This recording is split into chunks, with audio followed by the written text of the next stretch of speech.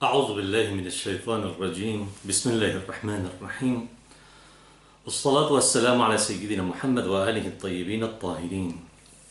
En el nombre de Dios, el compasivo, el misericordioso, que las bendiciones de Dios sean con el profeta Muhammad y los inmaculados imames de su familia. En esta octava clase sobre el tafsir al Corán, la exégesis del Corán y sus métodos, sus fundamentos y métodos, seguiremos con el tema de el zahir y el batin del Corán, el aspecto manifiesto y el aspecto oculto del Sagrado Corán. En la clase anterior habíamos hecho un estudio de las narraciones que se refieren a la existencia de aspectos manifiestos y aspectos ocultos en el Sagrado Corán. Habíamos traído como evidencia, como testimonio, narraciones manifestadas o transmitidas a través de fuentes tanto sunnis como shias, es decir, de las diferentes escuelas del Islam, en sus ramificaciones teológicas, de jurisprudencia, etc. Aquí en esta clase vamos a tocar dos puntos respecto a este tema. El primero es las posturas que algunos sabios asumieron frente a este tema de el zahir y el batin del Corán. Y después veremos otro punto más, que son las diferentes opiniones, teorías de lo que significa el aspecto oculto y el aspecto manifiesto del Sagrado Corán. Este es un tema que lamentablemente no podemos dejar de tocar. Es un tema realmente delicado, como es las posturas que asumieron diferentes sabios, porque vemos que en las posturas que muchos sabios asumieron hay cuestiones sectarias. Hay cuestiones sectarias y eso la vamos a ver en las mismas palabras que estos sabios dejaron registrados en sus libros. Sabios o personas prominentes de diferentes corrientes del Islam. Comenzaremos con el célebre Sheikh Ibn Taymiyyah. Ibn Taymiyyah niega que el Sagrado Corán tenga aspectos ocultos. Dice que no es así, que el Corán tenga aspectos manifiestos y aspectos ocultos, sino que todo lo que está en el Corán es manifiesto. Y analiza algunas de las narraciones transmitidas incluso por fuentes sunnis y las niega, las considera débiles. Y aquí realiza un ataque académico contra los chiitas, diciendo que los chiitas basan toda su doctrina en la interpretación de cuestiones del Sagrado Corán como interpretación de cuestiones ocultas, que estarían ocultas en el Sagrado Corán, pero que en realidad no tendrían ningún asidero.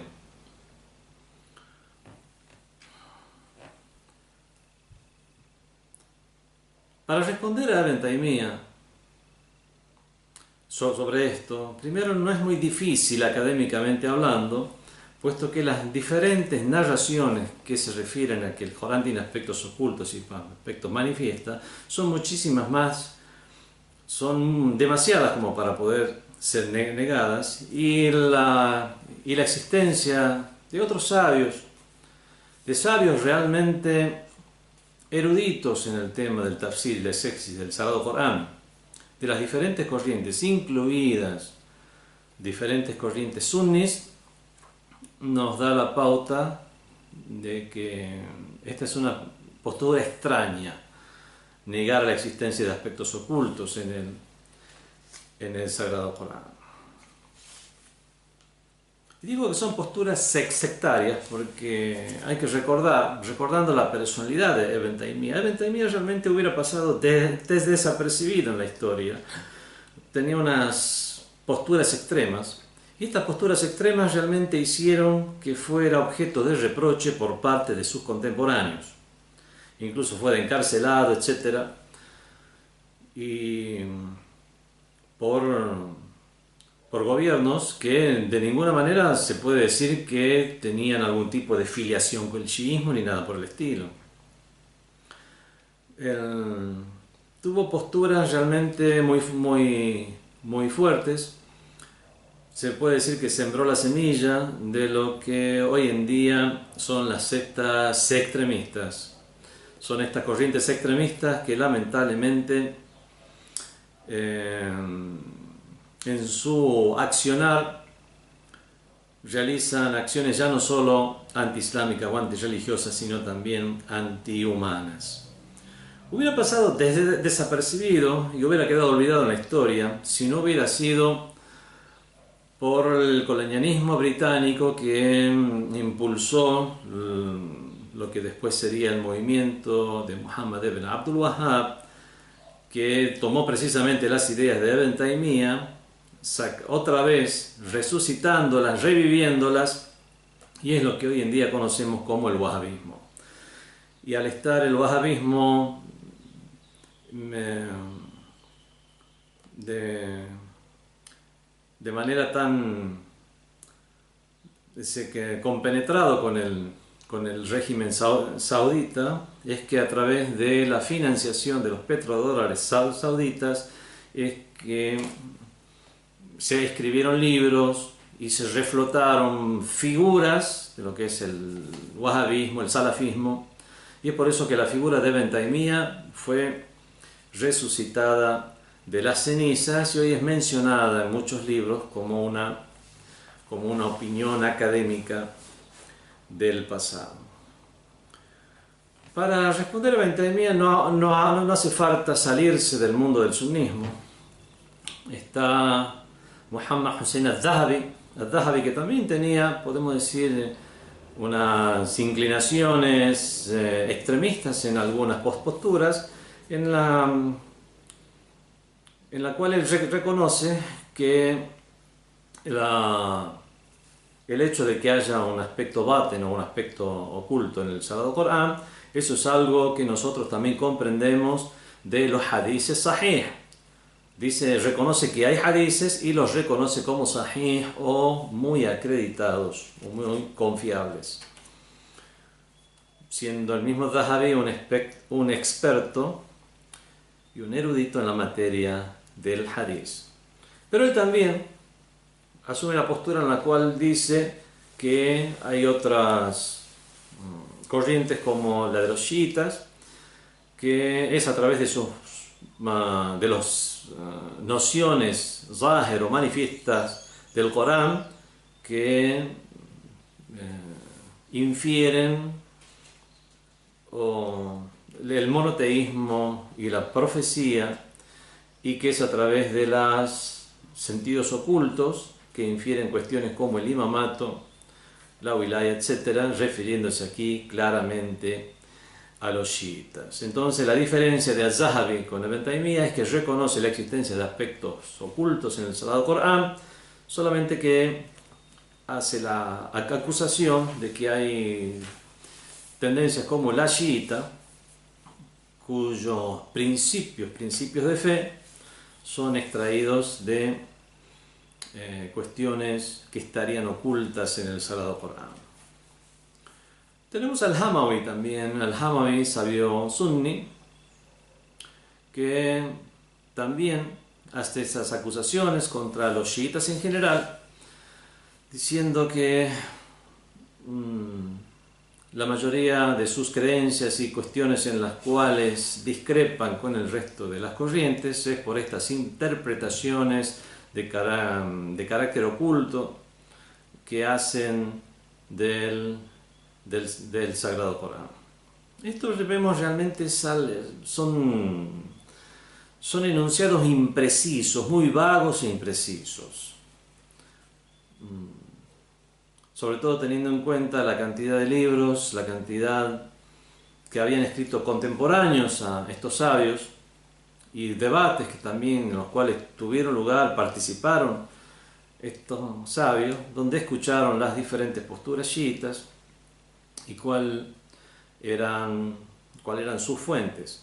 Y aún así se insistía en este tipo de proclamas. Por eso adquirió el tema de lo manifiesto y de lo oculto del Sagrado Corán un carácter sectario, tratando de imponer que todas aquellas cuestiones que tiene el chiismo es extraído de esta manera arbitraria por los chiitas, por considerarlas nociones ocultas. Cuando vemos que esto definitivamente no es así, los libros de teología, donde están las argumentaciones acerca de los atributos de Dios, de los actos de Dios, acerca de sus posturas respecto a la predestinación, el libre albedrío, respecto a la creencia en la profecía y cuáles son los alcances de la condición inmaculada del profeta, que no es solo en cuanto a la transmisión del Sagrado Corán, como dicen las sectas o las corrientes extremistas, y ni tampoco es después del mensaje, como dicen otras corrientes sunnis, o únicamente no relacionado al mensaje en general, sino que todos estos argumentos que tiene el chiismo se precisamente a través de, primeramente, lo racional, y después usar como orientativo, a título orientativo, leyes del Sagrado Corán y narraciones del profeta para demostrar de manera racional sus creencias. Y en cuanto a los preceptos sucede exactamente lo mismo, donde cada precepto está argumentado, sea válida o no la argumentación según la opinión de un sabio u otro, con diferentes leyes del Sagrado Corán, según las fuentes que ha adoptado la tendencia, en este caso la tendencia de Ahlul Bayt, que es como tomar como fuente el intelecto del Sagrado Corán y los hadices acreditados del Sagrado Corán, entonces del profeta del Islam. Entonces vemos que realmente todas estas opiniones, que todas las creencias del chiismo son tomadas de una manera arbitraria por considerar que son aspectos ocultos, que únicamente ellos y nadie más entiende, son realmente posturas que deben ser mencionadas a causa de que corresponde a este tema, pero hay que hacer la aclaración que cualquier postura que se atribuya a otro debe ser realmente acompañada por los textos académicos pertinentes y no por la simple mención. Y al traer textos académicos pertinentes también se debe de alguna manera mantener una coherencia entre lo que se muestra o lo que se trata de exponer y aquello que se trae como prueba. Por ejemplo, este mismo Ibn Taymiyyah. Ibn Taymiyyah, al hablar de las diferentes corrientes que hay en el Islam, trata la corriente shia. Y dice, los shías en general creen en que el ángel Gabriel se equivocó y que en lugar de entregarle la profecía a Ali, con él sea la paz, se le entregó al profeta. La bendición y la paz sean con él y con su descendencia. Vemos que esa es una acusación que se hace a los chiitas. Otras acusaciones más es que el Corán, según los chiitas, el Corán está adulterado o alterado. Y de esta manera también una serie de creencias que no tienen absolutamente nada que ver con el chiismo en general. Después que expone cuáles son estas creencias, por lo cual los chiitas serían unos extraviados, dice al final, tal vez no cada una de estas creencias es compartida por todos los grupos que hoy en día están clasificados dentro del chiismo, sino pueden ser atribuidas a alguna secta o corriente exagerada, y menciona algunas que surgieron y desaparecieron en la historia motivadas o fundadas por personajes que los mismos imames del chiismo desacreditaron en su momento. Vemos que él mismo da una clara imagen de cómo él es impreciso en sus opiniones y posturas. Yo en lo personal, cuando escuchaba esto de que los chiitas dicen que el ángel Gabriel había traicionado a Dios, había traicionado al mensaje, le entregó el mensaje al profeta del Islam, Muhammad ibn Abdullah, sallallahu alaihi wa alihi, en lugar de entregárselo a Ali como debería haber sido él. Yo escuchaba antes y decía, ¿cómo es realmente alguien puede pensar que los chiitas dicen eso? Hasta que escuché que alguna vez, ya de manera seria, ya con datos, de que hubo alguna vez algún grupo, sobre todo en las zonas de Turquía, grupos que se identificaban con las shias, se decían chiitas, y que tenían una serie de rituales más parecidos a lo que serían los sufis, por el hecho de reunirse en ronda con túnicas, dejarse largas barbas, moverse al compás de algún zikr, y mientras movían sus barbas de un lado hacia otro, y que tal vez decían algunas palabras referidas a esto. Bueno, el hecho de que haya surgido alguna cofradía o algún grupo en algún lugar, que ahora mismo no recuerdo cómo es el nombre de ese lugar en Turquía, no se puede atribuir eso a toda una corriente. Y vemos que personas como Ibn Taymiyyah hicieron eso con cada una de las cosas que después atribuyeron al chiismo en general. Lo mismo supongo que podría hacer otra persona que no sea sunni, por ejemplo, y decir los sunnis hacen tal y tal cosa. También tienen, se mueven al ritmo de los zikr, y hacen prácticas que no fueron mencionadas por el profeta del Islam, como no comer carne por 40 días y por cuestiones similares.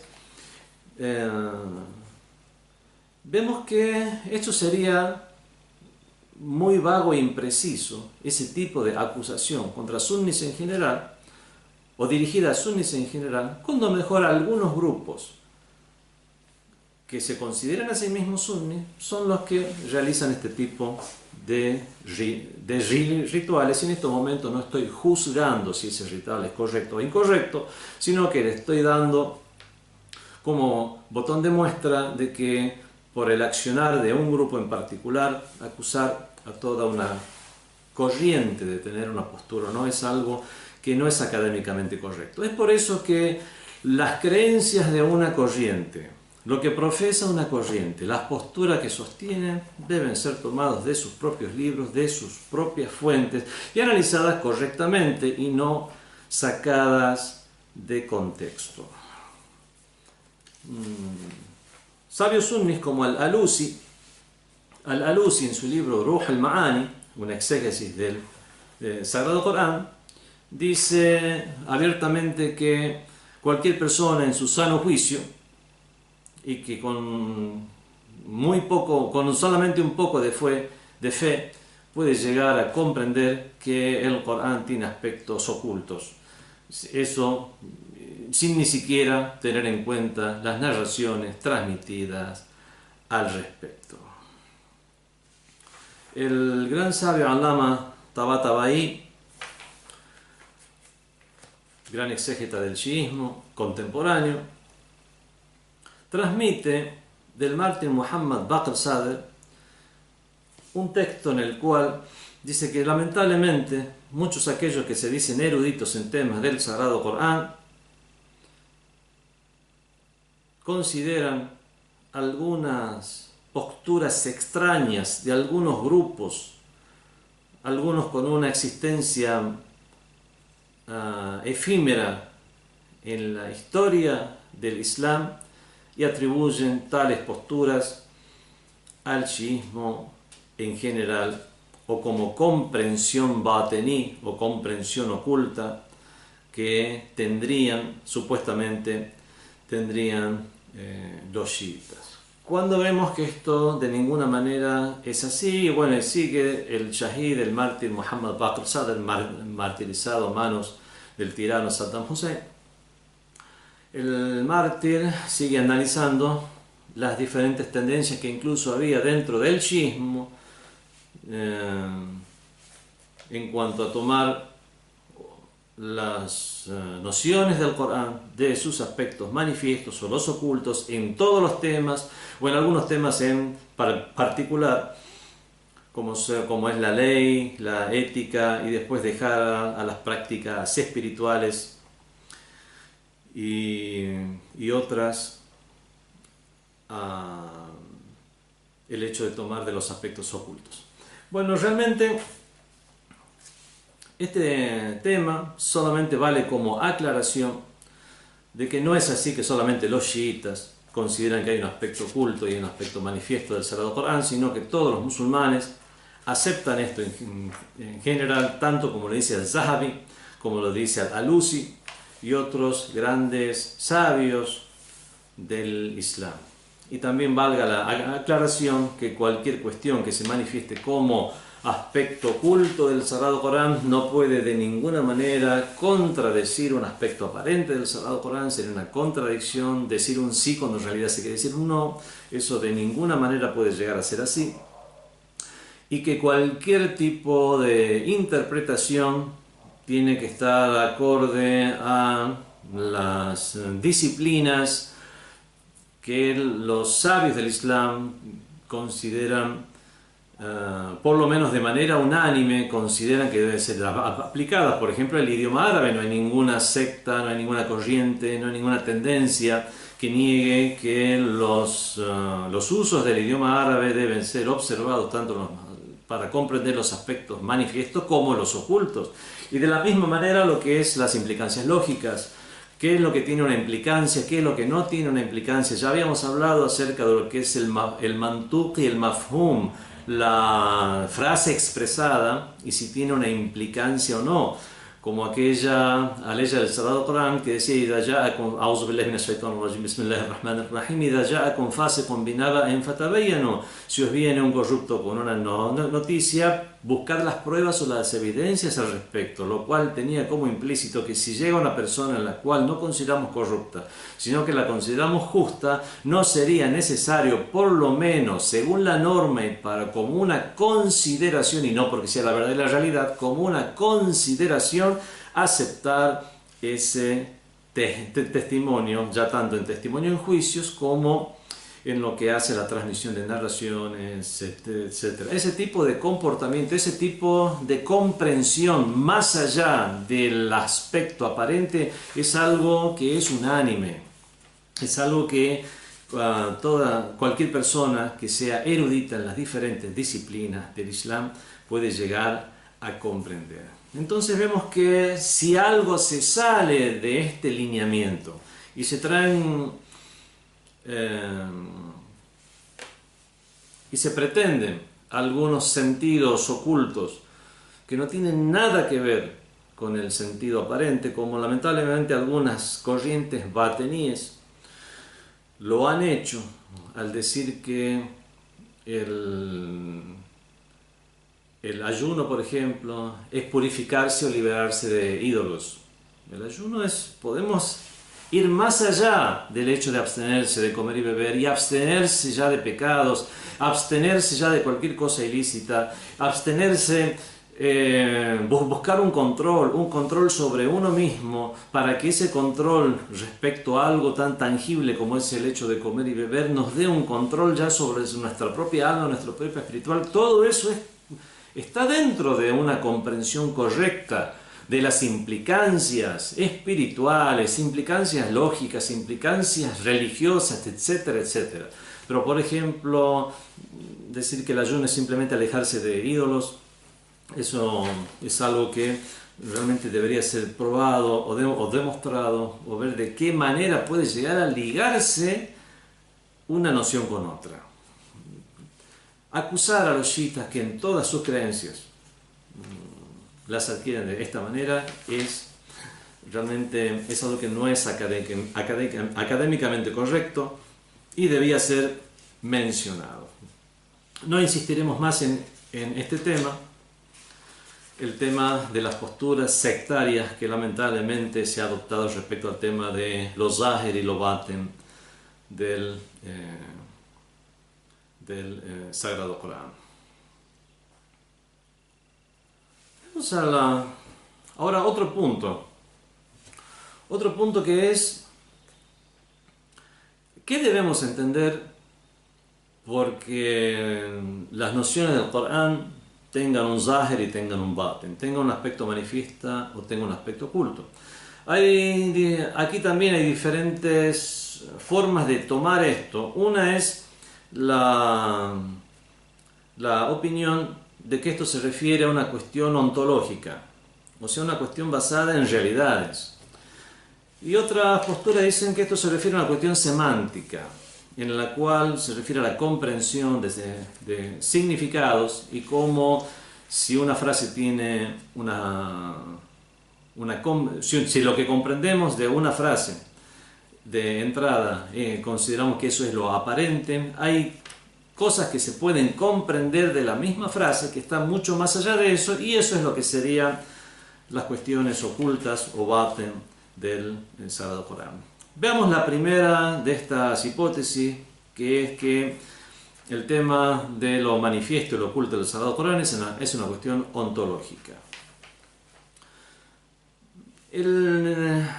Algunos toman las siguientes palabras que se encuentran en Nahjul Balagha del Imam Ali ibn Abi Talib alayhi salam como prueba de que el baten o aspectos ocultos del Sagrado Corán son cuestiones reales a las cuales uno puede llegar a alcanzar.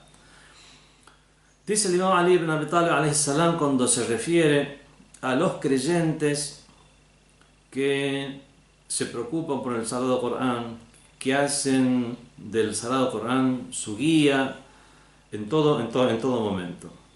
Dice lo siguiente: فَتَجَلَّ لَهُمْ سُبْحَانَهُ فِي كِتَابِهِ. Y Dios se manifiesta a ellos, a los creyentes, a través de su libro.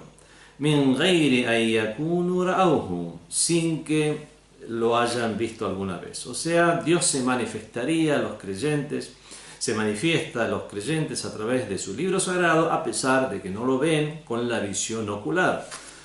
Esto es algo que puede llegar a comprender muy fácilmente una persona que lea este texto del Nahjul Balagha. Pero también una implicancia que tiene este texto es el siguiente: que Dios se manifestaría a los creyentes y habría niveles de manifestación según los niveles de comprensión de una persona, según los niveles, pero por sobre todo, de la espiritualidad y la práctica de una persona. Esto sería una postura que apoyaría el fallecido Imam Khomeini, rahmatullahi alayh, que Dios tenga misericordia de él, en el cual, al hablar desde una postura gnóstica, como Aref que era, como gnóstico que era, habla de que realmente hay una serie de conceptos que expresan realidades que se encuentran en niveles, y que una persona que es con la práctica, con la espiritualidad, es que va atravesando esos niveles y alcanzando esas realidades. Y que diría, y que se puede decir que estos aspectos ocultos que tiene el Sagrado Corán se van comprendiendo si el salik ila Allah, el peregrino espiritual, va atravesando las diferentes etapas de su peregrinaje, y es por eso que puede llegar a comprender durante su adiestramiento, durante su enseñanza, todas estas realidades. ¿Y por qué tiene diferentes baten, diferentes dimensiones estos aspectos ocultos? Porque es la forma en la cual Dios, Allah subhanahu wa ta'ala, adiestra a los creyentes. Y se pone, esto ya no es del Imam Khomeini, y los que explican esta opinión o esta postura lo hacen con el siguiente ejemplo. Es como una madre que quiere criar a su hijo. Una madre que es bondadosa, una madre que es valiente, una madre que es generosa, una madre que es sabia, una madre que tiene toda una serie de virtudes que quiere transmitir a su hijo y que esta transmisión lo hace de diferentes maneras, en diferentes aspectos. A veces lo hace en la forma de una enseñanza, a veces lo hace dando órdenes y prohibiciones, a veces lo hace contando historias, a veces lo hace dando orientaciones y no órdenes, como la que, según algunas posturas, Dios le dijo a Adán que no se acerque al árbol. Es como cuando una madre o un padre le dice a un hijo que no se acerque al precipicio, donde no hay ese imperativo que se usa, es a título de orientación y no a título de una prohibición, sobre todo en un estado en el cual todavía no había leyes ni ley a seguir, como para decir que uno incurrió en un castigo, en un pecado. Entonces, a veces esta madre enseña a su hijo con orientaciones, otras veces con moralejas, o con metáforas, y otras veces con historias que tienen una moraleja. Y todos estos aspectos que tiene la misma enseñanza, una enseñanza aparente, es lo que va comprendiendo el niño mientras va creciendo, se va desarrollando, va teniendo una mayor comprensión. De esta manera va llegando a alcanzar estas realidades, que es lo que se propone la madre, que es la valentía, la generosidad, el conocimiento, la compasión, etcétera, etcétera. Después hay diferentes críticas que se hacen a esta postura, que no es lo que realmente se entiende o no es lo que se entiende de primera mano de las narraciones, sino que lo que se entiende es que son sentidos y conceptos. Pero los estudiosos llegan a la conclusión de que no habría ninguna contradicción entre una hipótesis y otra, sino que en todo caso serían ambas complementarias. Veamos la segunda de estas hipótesis. En la segunda de estas hipótesis vemos que esta hipótesis es que el aspecto oculto del Sagrado Corán es un aspecto que hay que analizarlo desde el punto de vista semántico. Son significados ocultos y no necesariamente realidades ocultas. En este caso podemos decir, yo hice un curso para entender los aspectos ocultos del Sagrado Corán, cosa que según la primera hipótesis no se puede hacer un curso para comprender esas realidades a través del peregrinaje espiritual. Es el peregrinaje espiritual mismo el que después nos hace inferir realidades, estas realidades ocultas en el sentido que no son aparentes y que de primera mano pueden no llegar a comprenderse, no por estar hablando de algo esotérico y misterioso. En cambio, en esta segunda hipótesis en la cual el tema tendría un aspecto semántico, aquí uno puede decir, yo hice un curso para entender los diferentes significados ocultos que pueden tener las aleyas del Sagrado Corán. Hice un estudio de lógica para ver cuáles son las frases que tienen una implicancia más allá de lo manifestado. Hice cursos de hermenéutica e interpretación de textos sagrados para ver cómo se puede llegar a adecuar o no un significado general de un caso en particular mencionado en un texto religioso, etc. Según esta postura o esta hipótesis de que los significados ocultos del Sagrado Corán tienen un carácter semántico, también existe la discusión de qué es lo que significaría esto, qué tipo de comprensión. ¿Son las diferentes comprensiones posibles que puede tener el texto sagrado? Tiene un aspecto aparente y después hay aspectos posibles que según las diferentes ciencias podría llegar a tener. ¿Son todos esos aspectos posibles o no, o es el propósito que Dios tiene de manera general, que lo expresa de manera particular refiriéndose a un caso de aplicación, pero de lo cual podemos llegar a entender el propósito real de Dios.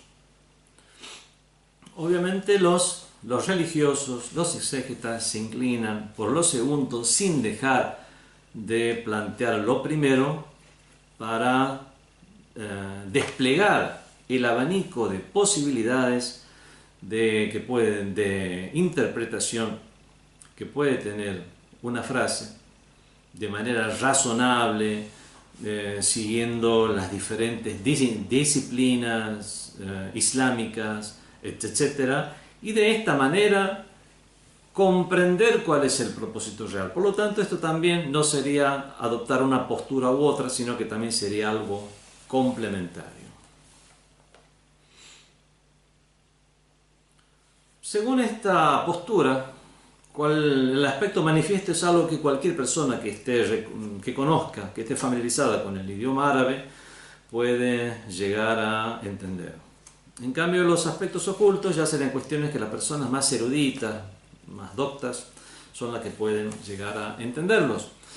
Y aquí sí podemos hacer una diferencia con la primera hipótesis de que era una cuestión ontológica y no simplemente semántica, porque aquellos como el Imam Khomeini que más tienden a tener una comprensión ontológica de este tema, es que la persona que más aplique las leyes islámicas, que más actúe según el Corán, podrá llegar a comprender mucho más del Sagrado Corán.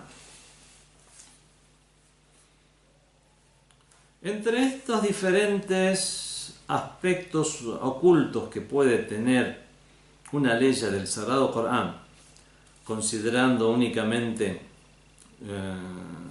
el aspecto semántico de esos aspectos ocultos, están lo siguiente, y es que el Allama Tabatabai, el gran sabio Tabatabai, nos dice que son todos aspectos posibles que pueden ser aplicados de manera razonable y lógica a una frase dicha y nunca ser traída de los pelos, como decimos, como se dice vulgarmente, o sea, sin ningún tipo de asidero, plantearle un aspecto oculto a uno aparente. Y con esto lo que hacemos es negar todas esas acusaciones que se hacen al chiismo de que todas sus creencias están extraídas de aspectos ocultos inconexos con el aspecto aparente. El mismo Allama Tabatabai nos dice que las diferentes nociones del Sagrado Corán se encuentran en diferentes niveles, siendo el más simple de esos niveles un nivel que puede entender el común de las personas. La más simple de las personas, con muy poco estudio, puede llegar a comprender las frases del Sagrado Corán y aprovecharse del mismo, de sus nociones, de adquirir conocimiento con el mismo. Pero una persona mucho más instruida puede llegar a comprender mucho más del Sagrado Corán, y esa es la idea general de los aspectos ocultos que tiene el Sagrado Corán. Entre los testimonios que se puede extraer del mismo Sagrado Corán que indicarían esto, están, las aleyas que ya hemos mencionado anteriormente, como aquella que dice ciertamente que lo hemos dispuesto como un Corán árabe para que lo razonéis. O sea, son cuestiones del idioma, que las personas que saben el idioma pueden llegar a comprenderlo y razonarlo y reflexionar sobre el mismo. O la frase del profeta del Islam, teniendo en cuenta que el profeta tiene una de sus funciones, es mostrar las más excelentes virtudes. Hay un hadith del profeta que dice: Inna ma'ashir al-anbiya nukallimu an-nasa ala qadri uqulihim. Nosotros, la comunidad de los profetas, hablamos a la gente en la medida de sus intelectos. Y bueno, si los profetas hacen eso para ser condescendientes con las personas sin faltarles el derecho, y a una persona que pueda entender más ya elevar el nivel del discurso para la mayor comprensión, mucho más lo hará Allah subhanahu wa ta'ala, Dios todopoderoso, y de esta manera hablará a todas las personas con sus diferencias de cultura, intelecto, etc. Y es por eso que podemos llegar a comprender de las mismas palabras sentidos más elevados, nunca contradictorios. Entre los ejemplos de esta comprensión de aspectos ocultos del Sagrado Corán, tomemos una ley, como aquella que dice: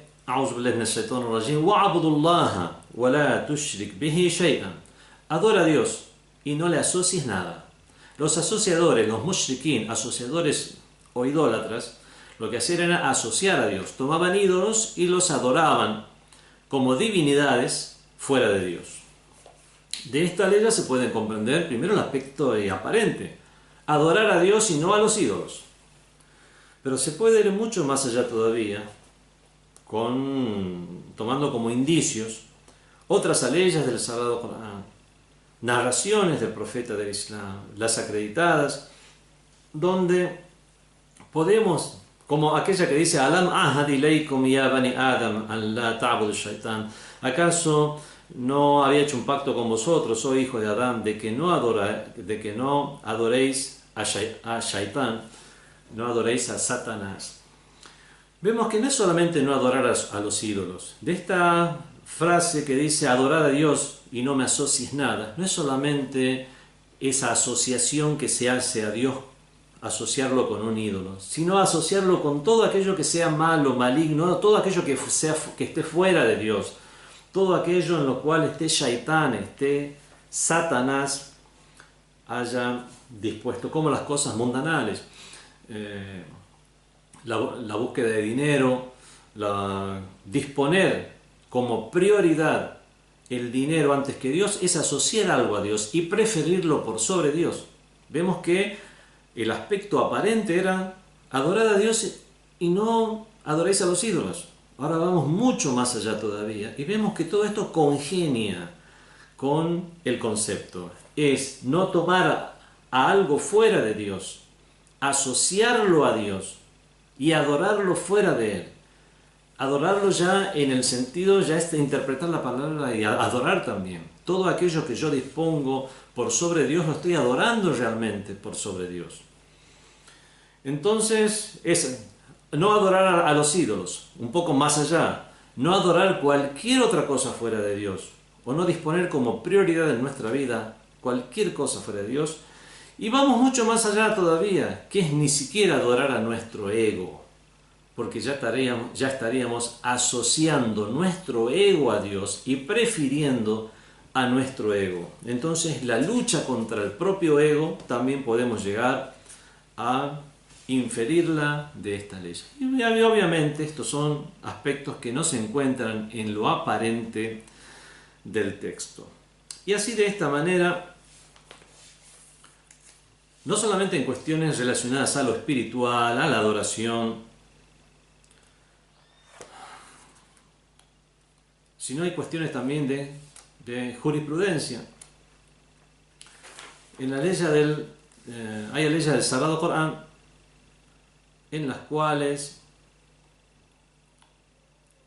por ejemplo, esta ley que nos dice: وَاعْلَمُوا أَعُوذُ بِاللَّهِ مِنَ الشَّيْطَانِ الرَّجِيمِ وَاعْلَمُوا أَنَّمَا غَنِمْتُم مِّن شَيْءٍ فَإِنَّ لِلَّهِ خُمْسَهُ. Sabed que aquello de los cuales obtuviste ganancia, el ganima se le decía el botín de guerra. فَإِنَّ لِلَّهِ خُمْسُهُ, ciertamente que es para Dios su quinto. Las causas de la revelación nos dicen que se llamaba ganima al botín de guerra, hasta hoy en día se llama ganima al botín de guerra, y que se refería a la batalla de Badr, donde fue revelada esta ley, en la cual del botín que tomaban los guerreros, las espadas, los camellos de los enemigos, de las armaduras. De estos botines de guerra, un quinto de ello era para Dios y para el profeta. Y así como fue prohibida la limosna para el profeta y para la descendencia del profeta, fue dispuesta, en lugar de esa limosna que le fue prohibida al profeta, le fue dispuesto el khums, que es el ganima. Entonces, el imam Ja'far Sadiq, alayhi salam,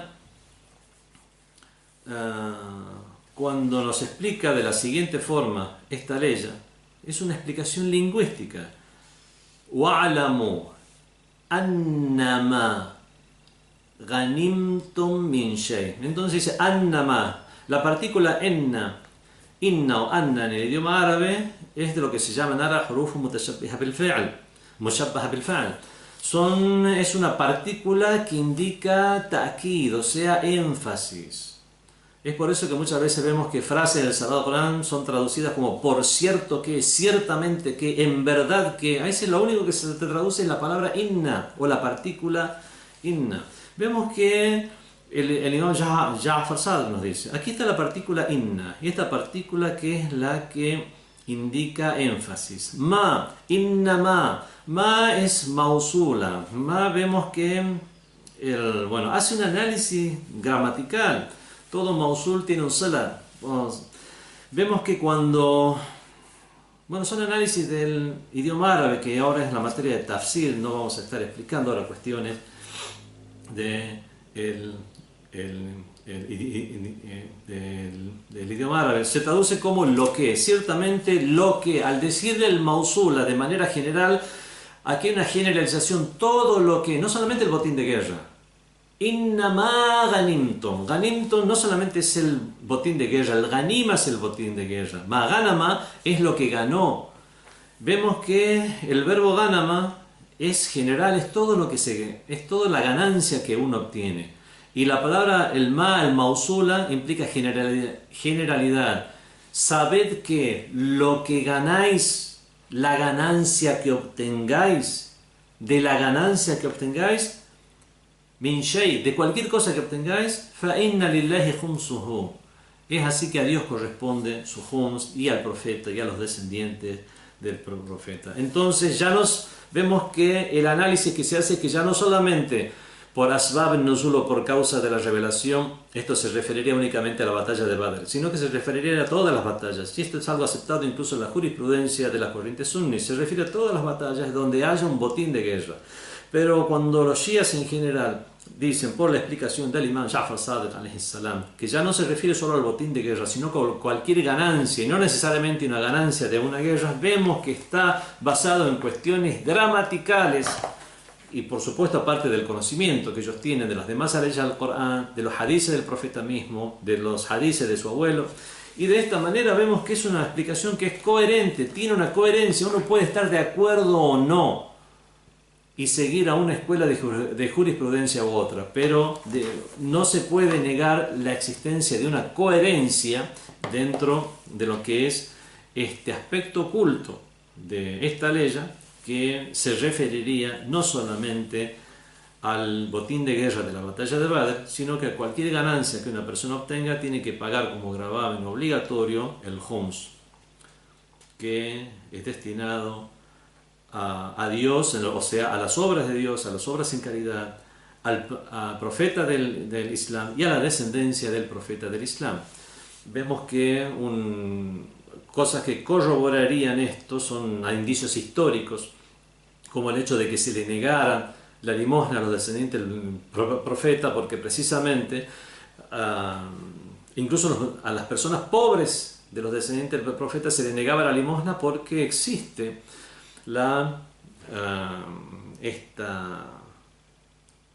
esta afirmación del mismo profeta del Islam que ellos no deberían recibir la limosna. Entonces, cuando de manera lógica se plantea a personas pobres que no tienen de dónde comer, es ese khums que son unánimes los musulmanes, que pertenece ese khums a los descendientes del profeta del Islam, extender ya de manera gramatical y con y con los suficientes indicios de disciplinas islámicas como la gramática, como la lógica, como las narraciones, en este caso del lado de Ahlul Bayt o de la corriente de Ahlul Bayt, es de esta manera que se puede explicar el humus como gravamen obligatorio en el Islam, que otras corrientes tienen muy poco en cuenta o que lo restringen a casos muy particulares como los botines de guerra. Vemos cómo es una explicación ya no traída de los pelos, no inconexa, sino todo lo contrario, es a través de pruebas e indicios, todos conectados muy estrechamente con el sentido de la aleya.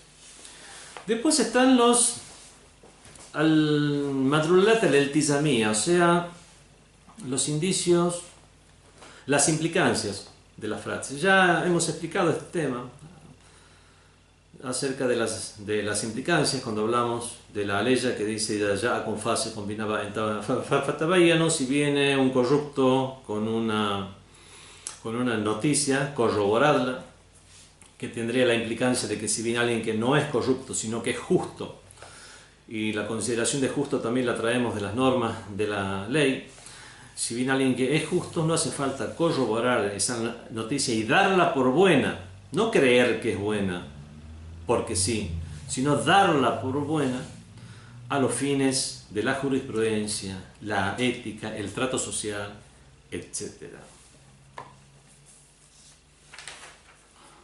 Bueno, no vamos a extendernos más, hay muchas otras cuestiones que pueden llegar a proponerse como el sentido oculto de las frases manifiestas, pero con esto nos contentamos para comprender el tema. Wassalamu alaikum wa rahmatullahi wa barakatuh.